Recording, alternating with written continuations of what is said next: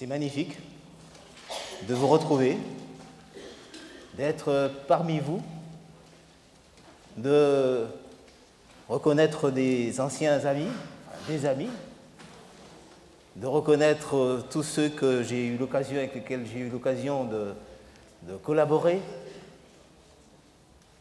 et puis de faire connaissance avec de nouveaux membres.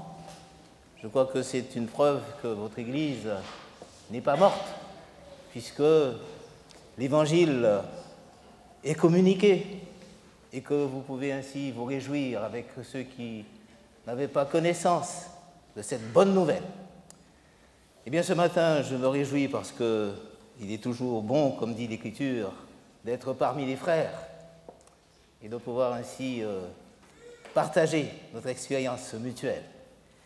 Bien que le Seigneur nous dirige, nous inspire dans ce moment que nous passerons avec lui, dans cette semaine que nous passerons avec lui, autour de cette question. Saint-Esprit, qu'avons-nous fait de toi? Étrange question, n'est-il pas vrai? Quand on constate le nombre de fois qu'il est fait allusion au Saint-Esprit, notamment dans notre relation de prière, que ton Saint-Esprit m'éclaire, nous éclaire. Que ton Saint-Esprit nous dirige, me dirige. Donne-nous ton Saint-Esprit. Le Saint-Esprit, donc, est bien connu de nous, n'est-il pas vrai? Nous semblons apprécier sa présence et désirer bien qu'il soit là, parmi nous. Et depuis le 1er janvier jusqu'au 31 décembre, nous faisons cette demande.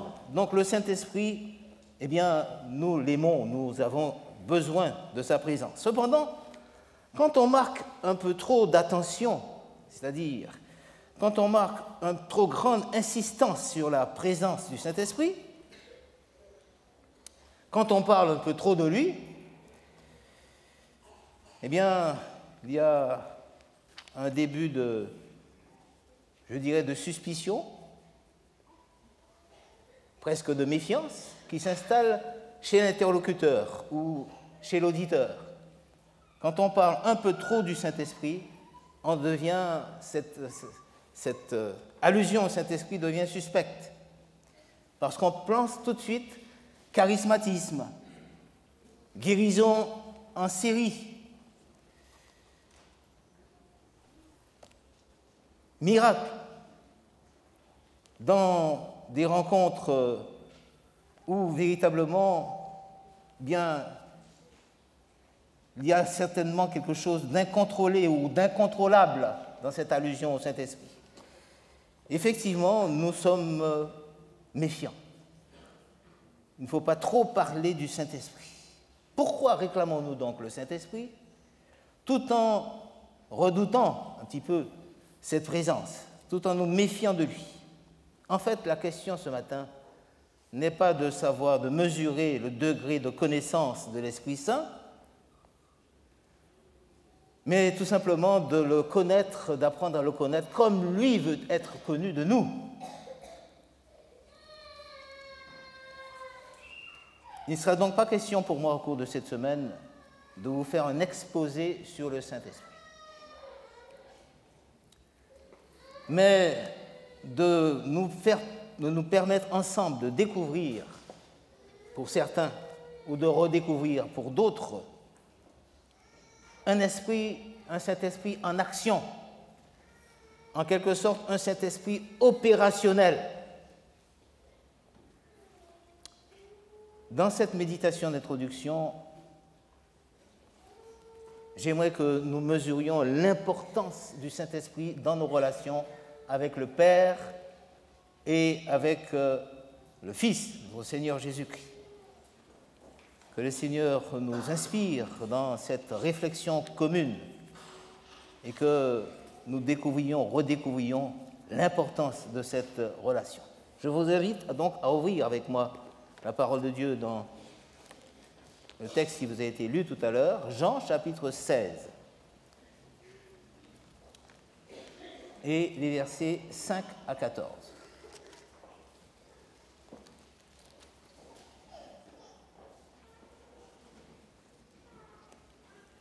Jean 16, 5 à 14.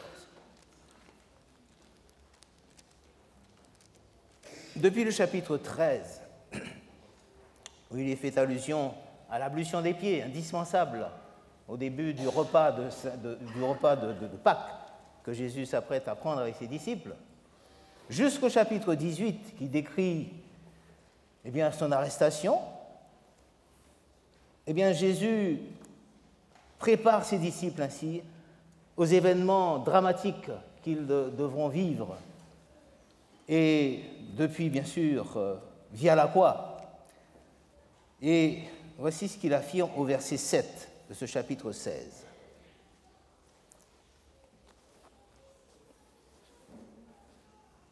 Au verset 7, « Cependant, je vous dis la vérité. Il vous est avantageux que je m'en aille, car si je ne m'en vais pas, le Consolateur ne viendra pas vers vous. Mais si je m'en vais, je vous l'enverrai. Il vous est avantageux que je m'en aille. » Est-ce que ça ne vous choque pas dans la bouche de Jésus en s'adressant à ses disciples? Il vous est avantageux que je m'en aille. En quoi la présence bénie de Jésus pouvait-elle constituer pour eux un désavantage? Vous êtes avantageux. Un désavantage, un inconvénient, voire un handicap.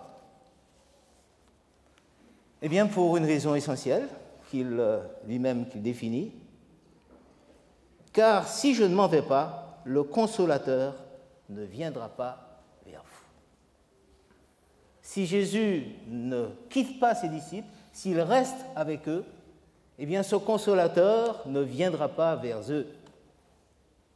Et pour eux, c'est un désavantage, c'est un handicap, c'est un inconvénient majeur. Le mot grec que l'on a traduit par consolateur est paraklétos, qui signifie un avocat, celui qu'on appelle du moins au secours, un avocat, un défenseur, un intercesseur. Il ne viendra pas vers vous. Qu'est-ce donc que cet avocat? Eh bien, nous l'avons nous-mêmes lu, c'est le Saint-Esprit.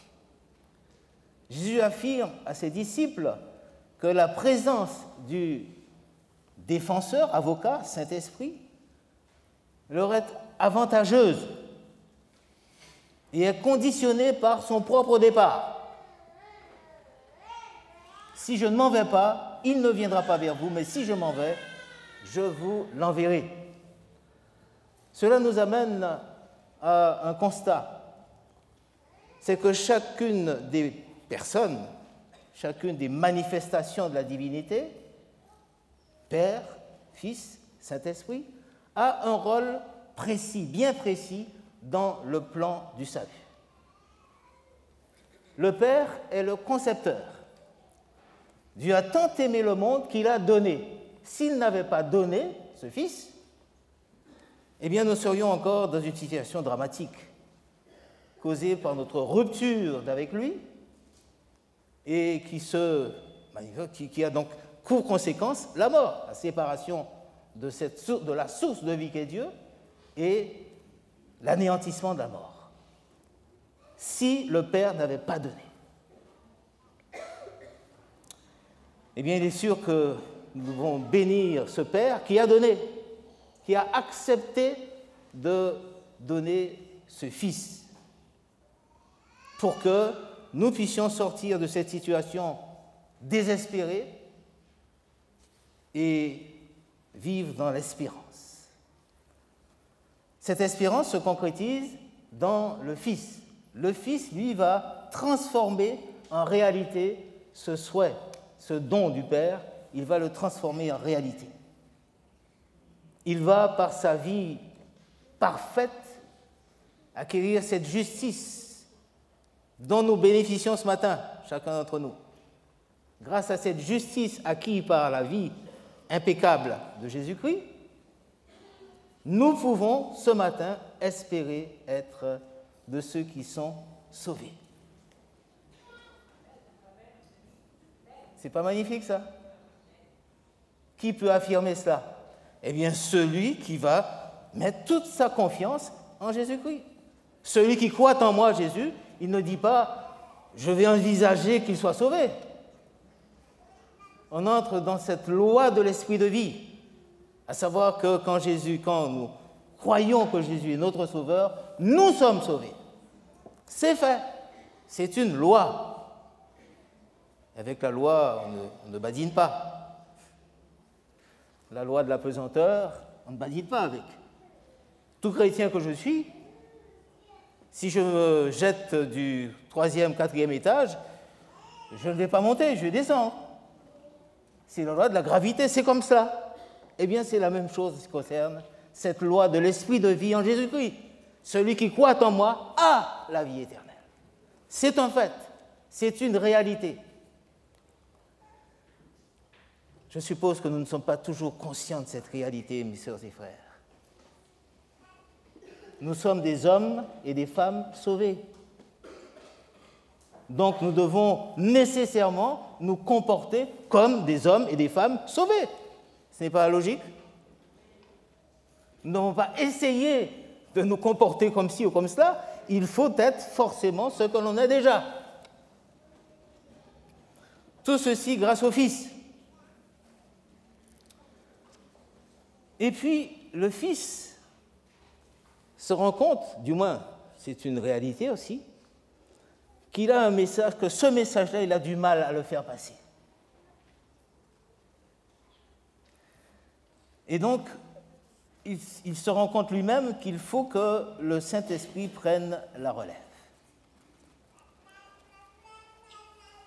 Jésus avertit ses disciples aussi, dans ces chapitres que nous avons énoncés, chapitre 13 jusqu'au chapitre 18, qu'il faut qu'il les quitte, qu'il les laisse, qu'il retourne au Père.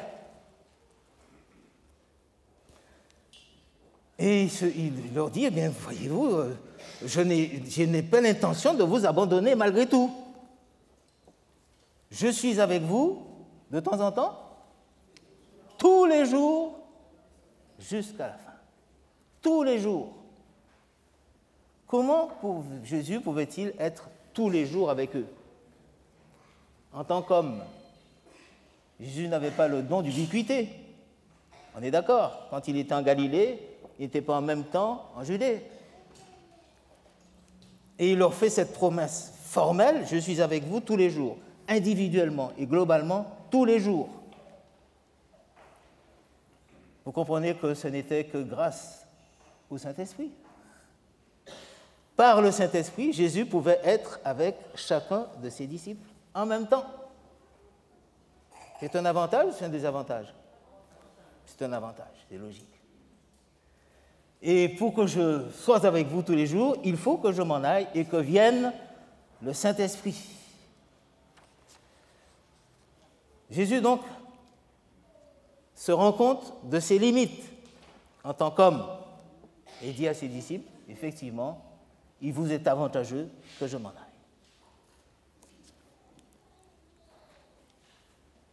Le Christ aussi a tenté de faire comprendre à ses disciples qu'il était leur sauveur et qu'il était le sauveur du monde. Il n'a jamais réussi à leur faire comprendre ça. Que son royaume n'était pas un royaume terrestre. Pendant tout son ministère, Jésus n'a jamais réussi à faire comprendre à ses disciples qu'il n'était pas le Messie comme il le concevait, et comme le concevaient tous les Juifs, à savoir surtout le Messie d'Israël, celui qui devait permettre à Israël de devenir le grand Israël, de dominer en quelque sorte le monde. Or, cet Israël futur, dans la conception de chacun, eh bien, était lui-même dominé. Donc, ce Christ, Messie, devait tout d'abord les délivrer du joug romain et ensuite leur permettre de dominer le monde. Jésus était véritablement l'homme de la situation. Premièrement, parce que Jésus était capable de faire de répondre, d'être un chef de guerre parfait. Un chef de guerre parce qu'il pouvait, tout simplement, il incarnait la logistique même. Pour des forces militaires, eh bien, la logistique, c'est-à-dire le génie militaire pour pouvoir passer les obstacles, indispensable. L'infirmerie, bien sûr, il faut toujours se dire qu'il y aura des blessés, surtout bien tout cela, et des morts. Tout cela fait partie d'une stratégie militaire, hein, la logistique, hein, comment dirais-je, aussi le fait de pouvoir pourvoir aux besoins matériels de chaque militaire, hein, c'est-à-dire l'intendance. Jésus incarnait tout ça. D'abord, la logistique. Jésus était capable de faire quelque chose que nul n'avait fait jusqu'à présent, c'est-à-dire de marcher sur les eaux. Imaginez une armée qui puisse permettre, qui puisse résoudre les problèmes de logistique en donnant la possibilité à chaque soldat de marcher sur l'eau. Quand il arrive devant un fleuve, il marche sur l'eau. S'il l'a fait pour un disciple, il est capable de le faire pour toute une armée. Jésus est l'homme de la situation, puisque la logistique, il incarne. Il est capable ainsi de ne pas perdre de temps à construire des ponts, mais de traverser les obstacles les plus vraisemblables, dans l'eau. En matière d'intendance, Jésus est capable, avec 5 pains et 2 poissons, de quoi faire? De nourrir 10 000 personnes. Donc il est capable de nourrir forcément toute une armée avec 5 pains et 2 poissons. Qui dit mieux?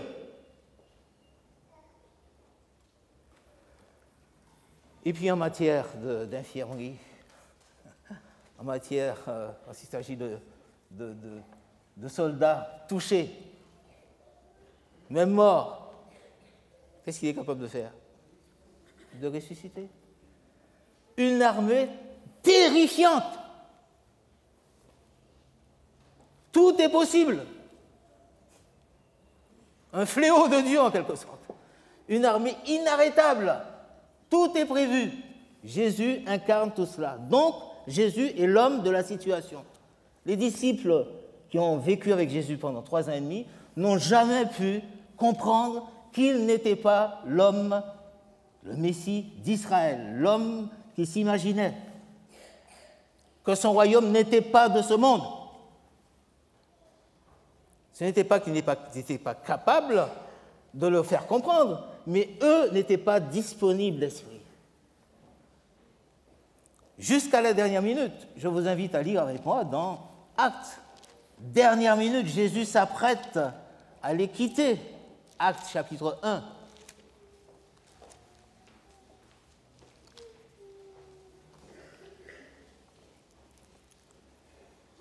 Jésus leur donne ses ultimes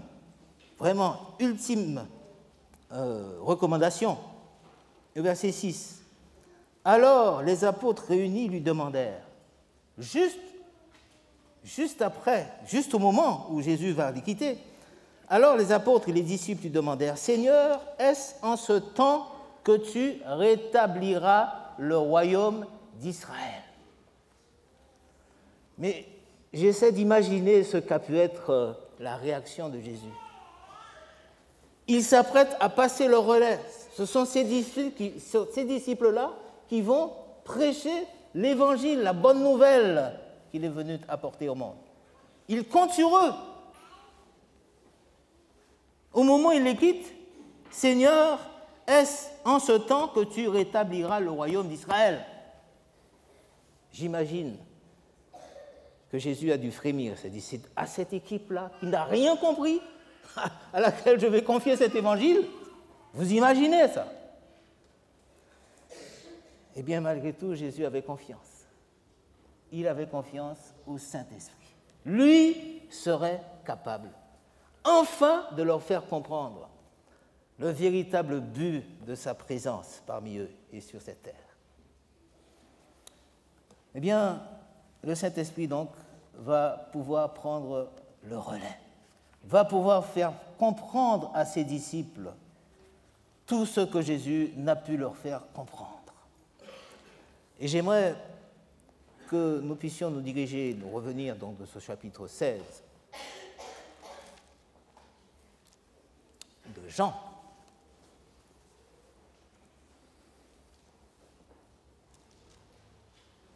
Au verset 8. Quand il, ce consolateur, sera venu, il convaincra le monde en ce qui concerne le péché, la justice et le jugement. Lui, sur lequel Jésus comptait, était capable de convaincre, de faire comprendre à chaque homme, en commençant par les disciples eux-mêmes, qu'ils étaient pécheurs. Convaincre de péché. Si vous rencontrez en sortant de cette église le premier passant dans la rue et vous lui dites simplement que Jésus est votre sauveur, sa réaction, je ne suis pas plus mauvais qu'un autre, je n'ai pas péché, je n'ai pas besoin de sauveur. Je n'ai pas tué, je n'ai pas volé. Il y a pire. Il y a pire. Donc, naturellement, l'homme ne reconnaît pas ce qu'il est. Déjà dans la Genèse, en Éden, rappelez-vous, quand Dieu s'adresse à Adam, très courageusement, chaque fois que je lis ce passage, eh bien, je suis confondu par la honte. Quelle était la réponse d'Adam? Pourquoi est-ce que tu as mangé ce fruit? C'est la femme que tu as placée à côté de moi qui me l'a donnée. Ah, c'est pas moi, hein, c'est elle.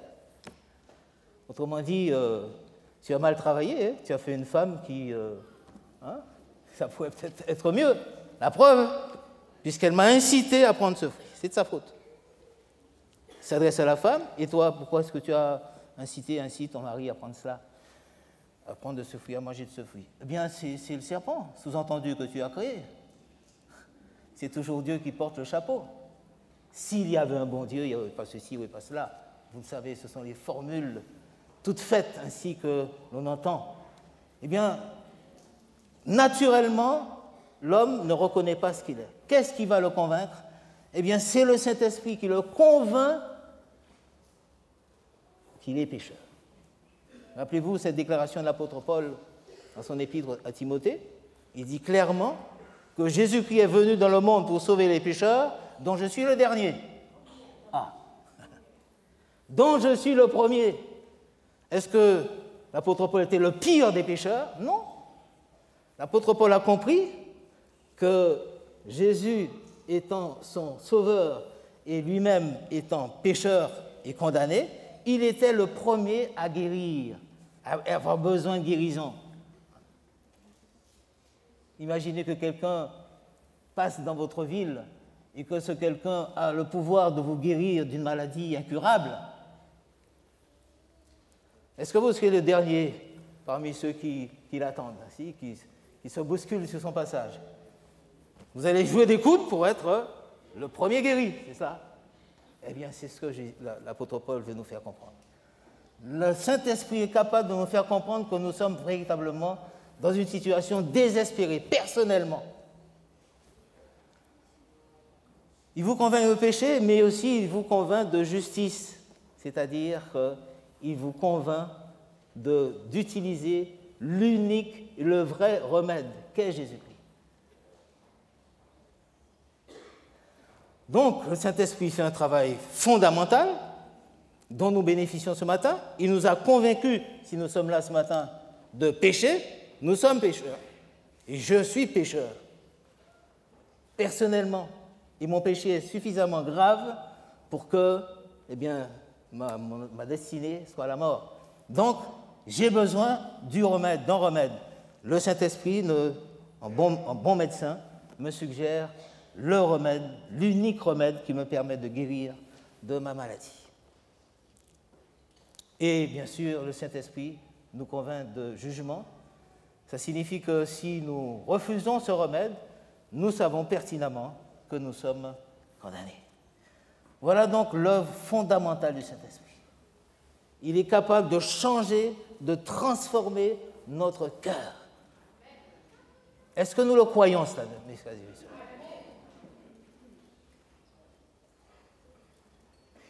Il est capable de faire, c'est vraiment le Dieu de l'impossible, de faire l'impossible, parce qu'on ne change pas. Et on en est fier. Je suis comme ça. C'est comme ça. Il faut m'accepter comme je suis. Et on en est fier. Le Saint-Esprit me fait comprendre que je suis pécheur et que le seul remède, c'est que j'accepte la grâce de Dieu en Jésus-Christ, la justice du Christ, et je passe, comme il le dit lui-même, celui qui croit en moi passe de la mort. Il n'y a pas de transition là. Il n'y a pas un stade intermédiaire. Il passe de la mort. Bien, mes amis, ça signifie que personnellement, et ça signifie que collectivement, nous ne pouvons nous passer du Saint-Esprit. Même si nous ne sommes pas toujours conscients ou conscients de cela, nous ne pouvons nous passer du Saint-Esprit.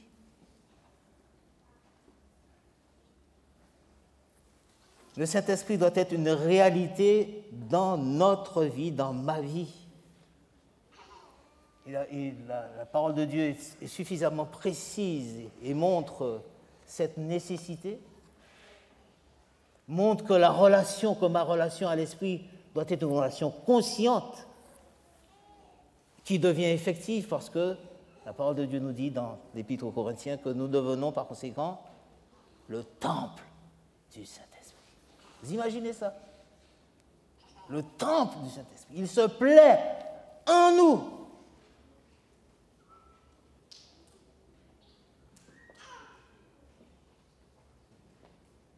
Nous devons être conscients de sa présence.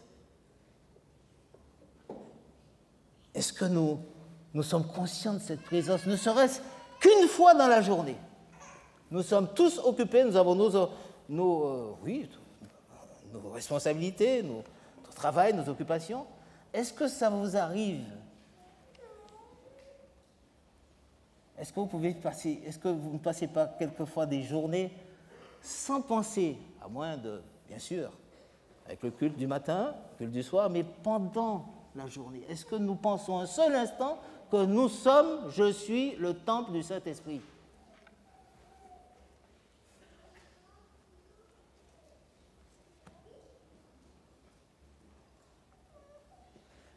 Voilà, donc ce sont des constats simples qui nous montrent que notre relation à l'Esprit est une relation qui mérite d'être soignée. Il faut que nous revenions, véritablement nous prenions conscience de cela. Et en prenant conscience de cela, c'est encore le Saint-Esprit qui est à l'œuvre dans notre cœur. Parce qu'il a la solution. Il va nous communiquer ce pouvoir de l'introniser véritablement, qu'il devienne le Seigneur de notre vie. Il règne sur nous. Et que nous n'évoquions pas son nom, eh bien, dans des circonstances, selon les circonstances, on évoque son nom. Mais que le Saint-Esprit soit partie prenante de notre vie, soit véritablement impliqué dans notre vie. Nous verrons au cours de cette semaine combien ce fut le cas dans l'Église primitive, notamment. Nous cheminerons au cours de cette semaine, si vous voulez bien, avec ce Saint-Esprit opérationnel, qui était une réalité tangible Et nous sommes émerveillés de voir combien ces hommes et ces femmes ont vécu quelque chose, une chose à laquelle nous aspirons, mais est-ce que nous nous en donnons les moyens comme eux s'en sont donnés les moyens? Des situations que nous vivons en tant qu'Église, si le Saint-Esprit était à la barre, mes amis, véritablement, en chacun d'entre nous, est-ce qu'il y aurait véritablement ces tensions qui pourraient, je dirais, détruire notre harmonie, notre unité, notre bonheur d'être ensemble, notre joie de nous rencontrer, éprouver de la joie à retrouver nos frères et sœurs, et non pas les retrouver à reculons. Le Saint-Esprit doit forcément opérer en nous cette transformation, ce changement de conception dans notre relation les uns avec les autres. Que chacun devienne un temple ainsi du Saint-Esprit. Bien, mes amis, je crois que nous commencerons dès cet après-midi, si vous voulez bien, vous donner la peine de venir à la rencontre, non pas de Fred Durban, mais du rendez-vous que le Seigneur nous donne, de repenser à cette relation vitale. Si nous sommes là, c'est déjà un début de victoire. Est-ce que vous constatez que, tout en acceptant que le sabbat soit consacré à Dieu,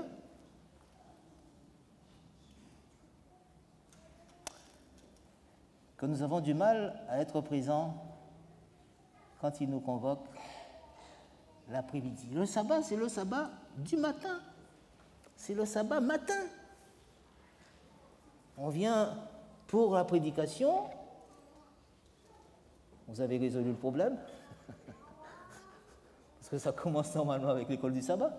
Mais comme l'école du sabbat, eh bien, ça laisse un peu à désirer, hein, en ce qui concerne notre présence.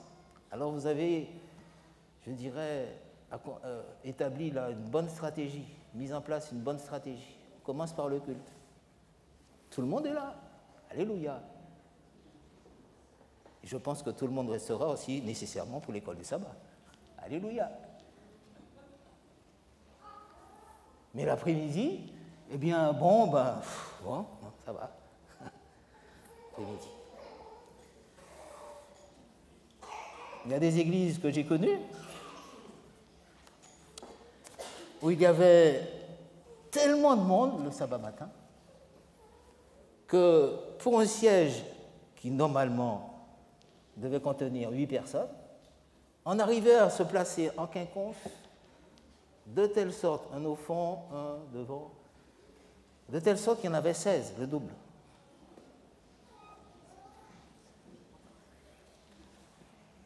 Et on annonçait une réunion l'après-midi, notamment d'évangélisation. Chacun avait son banc, mes amis.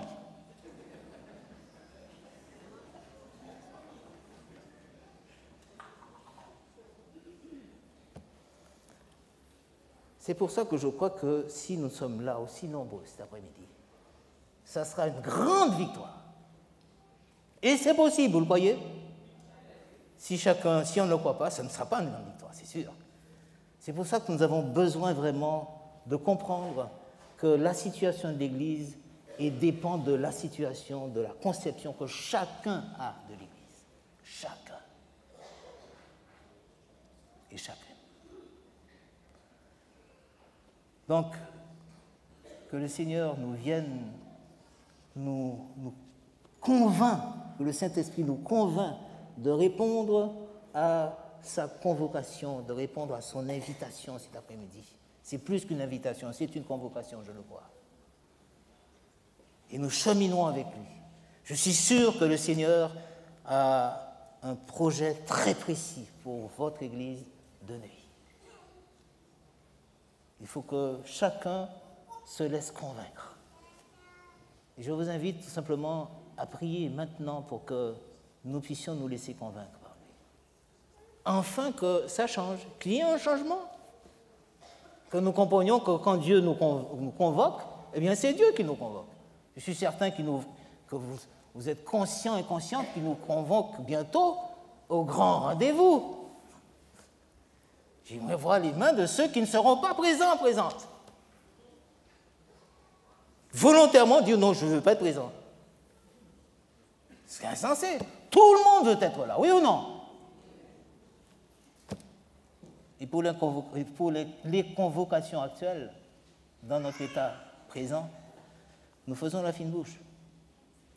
Le Seigneur a quelque chose à nous dire de précis, qui doit certainement changer notre conception dans nos relations avec lui et dans nos relations les uns avec les autres. Parce que le Saint-Esprit doit être présent dans notre cœur, dans notre esprit, dans notre personne. Enfin, si vous voulez bien se lever et on demandera à 2 ou 3 d'entre nous de prononcer une prière dans laquelle bien il demande pour l'Assemblée, pour lui-même et pour l'Assemblée, pour lui-même ou pour elle-même, pour l'Assemblée, que le Seigneur puisse véritablement nous convaincre, nous laisser convaincre,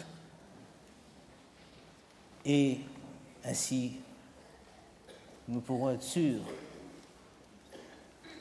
que cette victoire sera remportée cet après-midi, je suis sûr, et dans les autres jours, mais cet après-midi en particulier. Je vais terminer ce moment de prière. Qui veut commencer? Levez la tête quand vous priez ainsi et à haute voix pour qu'on vous entende.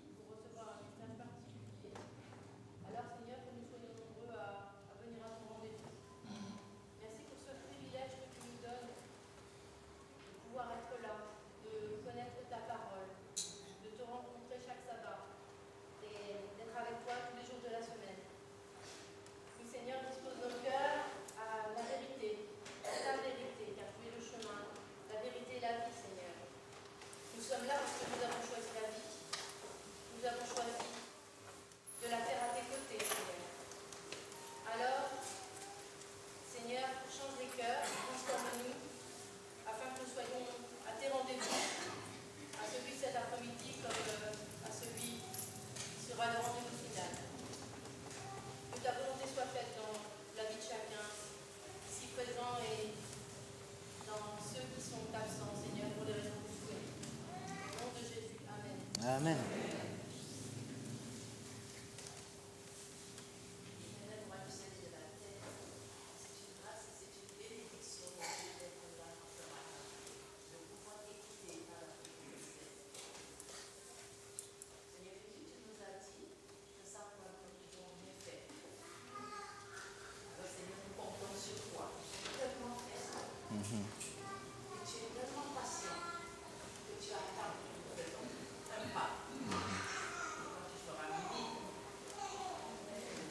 Amen.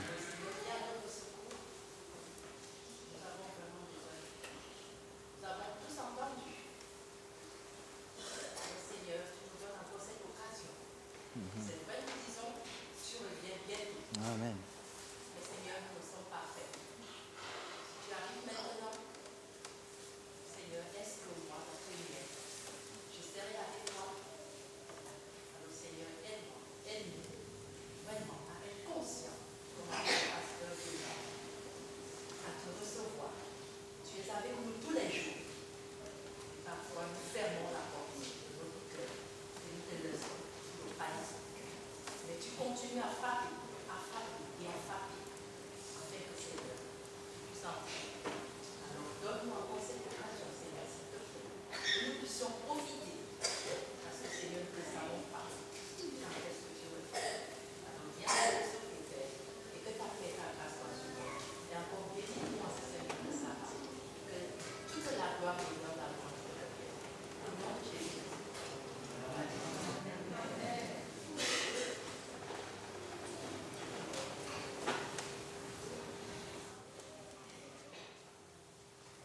Oui, Seigneur notre Dieu, nous te remercions de nous avoir parlé, interpellé ce matin, chacun. Nous sommes conscients que tu nous as convaincus de péché, de justice, de jugement. Et nous te bénissons pour cela, parce que nous avons répondu. Mais Seigneur, nous sommes aussi conscients que nous ne répondons pas toujours aussi à tes invitations, à tes convocations, quand tu as à nous parler, tu as à nous faire comprendre ce que tu veux nous faire comprendre pour notre salut et pour ta gloire. Veuille que nous nous laissions convaincre, fléchir par ton Saint-Esprit, pour que nous soyons présents et que nous puissions ainsi jouir du privilège de t'accueillir, toi qui nous considères comme étant tes temples ou ton temple. Veuille donc que tout cela devienne une réalité et que notre présence soit une victoire sur celui qui s'acharne à nous convaincre que nous n'avons pas besoin de toi. Béni sois-tu, Seigneur, et que toute gloire te revienne. Au nom de Jésus. Amen.